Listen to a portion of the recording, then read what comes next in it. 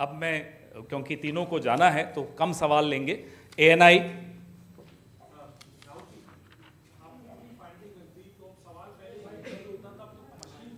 Machinery पे हो रहा है, अब तो सवाल पूरी मशीनरी पे हो रहा है। इसको आगे लेके कैसे जाएंगे, क्या रास्ता बचता है आप लोगों के पास?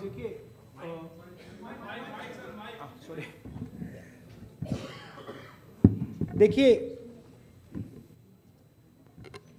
दो चीजों के बीच में हमें फर्क क्लैरिटी से रखना है। एक है स्पेक्यूलेशन। स्पेक्यूलेशन कोई कह सकता है कि भैया मशीन में कोई प्रॉब्लम है, कोई दूसरी बातें कह सकती है, और दूसरा है फैक्ट। मैंने यहां स्पेक्यूलेशन नहीं रखा है, मैंने यहां फैक्ट रखा है। फैक्ट नंबर 1, हिमाचल जितने वोटर्स ऐड हुए हैं, कंस्टिट्यूएंसीज में जहां ऐड हुए हैं वहां हमारा वोट एक है, बीजेपी का वोट बड़ा है। ऐड बीजेपी के कंस्टिट्यूएंसीज में बीजेपी को जहां बीजेपी जीती है वहां ऐड हुए हैं। और फाइनल फैक्ट, महाराष्ट्र से पॉपुलेशन से ज्यादा इलेक्शन कमीशन कह रहा है कि वोटर्स है। Now, these are not speculations. These are facts. And this is not our data. This is election commission data. These are election commission numbers. अब हम कह रहे हैं कि अनोमली तो फैक्चुअल अनोमली है, और अगर आप चाहेंगे मैं आपको लिस्ट दे दूंगा और कंस्टिट्यूएंसीज जहां ये हो रहा है, जहां क्लियरली वोट ऐड हुए, हमारे अलायंस की वही वोट है, एडिशनल वोट से बीजेपी जीत रही है। 90+% strike rate. What is the exact strike rate? 90% strike rate. Okay? These are facts. Now, Election Commission is the final authority. We are asking them. You are not going to be able to explain to us how there are more voters in Maharashtra than the population of Maharashtra. You cannot explain it. So what you need to do is you need to give us now the voter lists so we can explain it. And I'm sure if they give us the voter list, we will have another press conference here where the answers to these questions will be available to you. And so that is why we are asking the Election Commission again and again. Our party has asked, their party has asked, multiple people have asked. Informally we have asked, formally we have asked. Every time the Election Commission says to us, nothing happens. And my concern is the strategy is to delay and destroy. Right? So the answer is Election Commission needs to give us this data. We are the opposition. And they need to give us this data as soon as possible. Next step, frankly, what can it be? The next step is we go to the judicial system. Right? Also, we don't actually understand the main issue here. This is actually a small piece of the puzzle.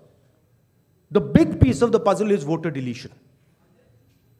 We don't know how many voters have been deleted where. We know how many have been added, but we don't know how many have been deleted. We suspect the number of deleted voters is bigger than the number of added voters. We suspect. So, sir, PTI, mic दीजिए. Sir, you are saying that. अरे, give the mic. So you are saying that despite raising this with the EC time and again, they are not responding. So do you think that also another way would be to go to the people and start a people's movement, or also could you approach the president about this? I mean, I just mentioned, I think the next step of this is going to be go to the judiciary. But look, it's surprising to me that the Election Commission is not ready to give us the voter list. It should be surprising to you, right? There should be no reason for them not to give us the voter list. To me, the only reason possible for them not immediately giving us the voter lists of both these elections is that there's something wrong, and they know it, right? Sanjay Mishra ji.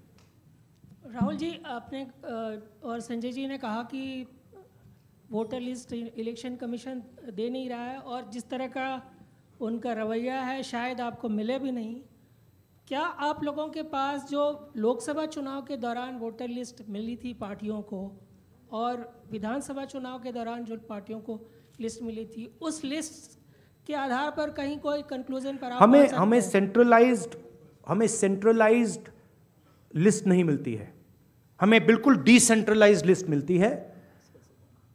तो हमें centralised एक list चाहिए और हमें final list चाहिए जिस list पे voting हुई है लोकसभा और विधानसभा की। बड़ा सिंपल सा है, 15 सेकंड में भी ये इलेक्शन कमीशन हमें ये दे सकती है, बट नहीं दे रही है। मौसमी।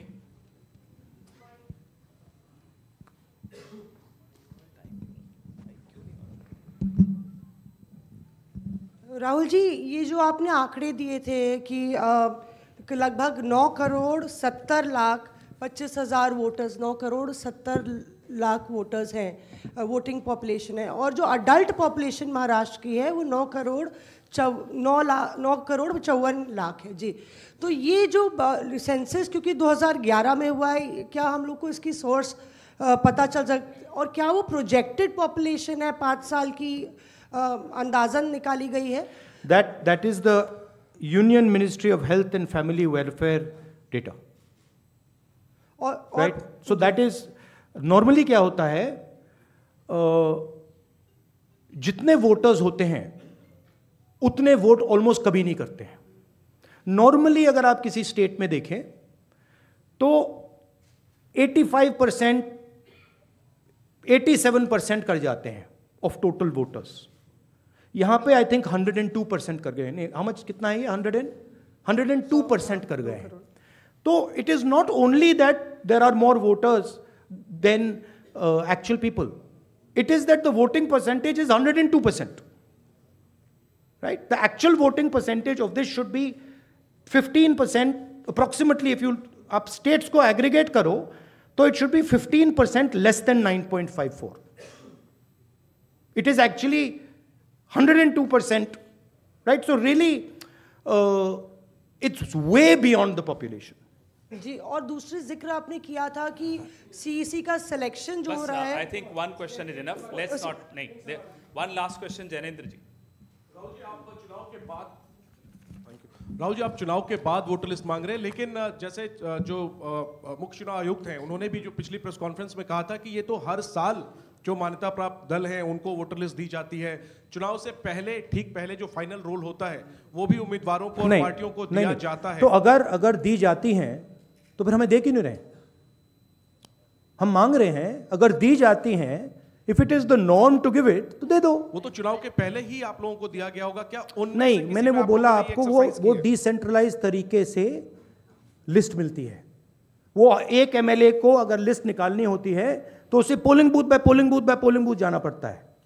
उससे उस डेटा से हम काम नहीं कर सकते, हमें सेंट्रलाइज डेटा चाहिए, पूरी स्टेट का डेटा, राइट? सर दिल्ली में जब नहीं, बट मान लो आप जो कह रहे हो सही है कि उन्होंने हमें लिस्ट दे रखी है, right? Fine, then why are they not just making it available to us? I'll add a small point. One second. Why are they not just making it available? हाँ देते हैं, आप मांग रहे हो, ले लो, वो दे क्यों नहीं रहे? Just one small point. नहीं, you were, हम साथ में थे अरविंद जी के साथ उस मांग में। और एक बात बताओ, महाराष्ट्र में जब हुआ था, अभी ऑनलाइन नाम बढ़ा सकते हैं आप। मेरे खुद के निर्वाचन क्षेत्र का मैं आपको उदाहरण दूं, मैं रोज़ मॉनिटर करती थी क्योंकि आजकल ऑनलाइन करके collector has the final authority. तो लास्ट 3 दिन जब हम पूरे चुनाव प्रचार में सारे बिजी थे, यहाँ नंबर बढ़े थे। हमसे कह रहे हैं कि वो सही भी हो सकते हैं, लेकिन आजकल एक आधार कार्ड पे, अभी आप हमारे यहाँ लाडली बहन योजना में सारे गलत आधार कार्ड आ रहे हैं। ये मैं नहीं कह रही, प्रेस कह रहा है। आप ही ने तो दिखा, 5 लाख महिलाओं का नाम कम होता जा रहा है। What is what has happened is that this list is a dynamic list. And this list is constantly changing and anyone can change it. The nice way to say it is that the Election Commission has lost control of the list.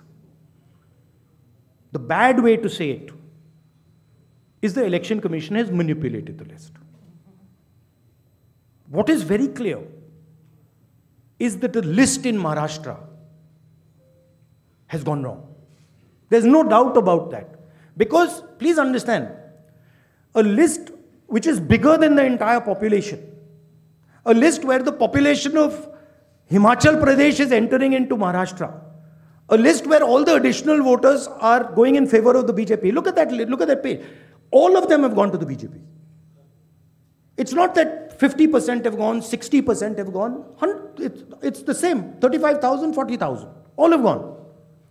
So something is wrong.